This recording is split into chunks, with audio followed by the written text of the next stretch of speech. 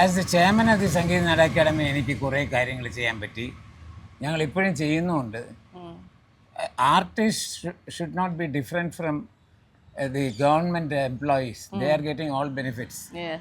90% of the revenue goes as salary. ബാക്കി 10%ലാണ് എല്ലാ ഡെവലപ്മെൻറ്റ്സും നടക്കുന്നത്.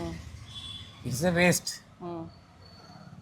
അപ്പോൾ അതുകൊണ്ട് ഞാൻ കരുതിയത് ഇവരെ വെച്ച് തന്നെ ഇവർക്ക് സ്വന്തമായിട്ട് ജീവിക്കാനുള്ള വക ഉണ്ടാക്കാം എന്നുള്ള രീതിയിലാണ് ഉണ്ടാക്കിയത്. ഇപ്പം നമ്മൾ എടുത്തിരിക്കുന്ന പ്രോജക്റ്റ്, ഞങ്ങളുടെ ഏറ്റവും വലിയ പ്രോജക്റ്റ് എന്ന് പറയുന്നത് ബൈബിളായിരുന്നു. എൻ്റെ രക്ഷകൻ. 300 ആർട്ടിസ്റ്റ് ഉണ്ടായിരുന്നു, 50 മൃഗങ്ങളും. And we brought A trainer.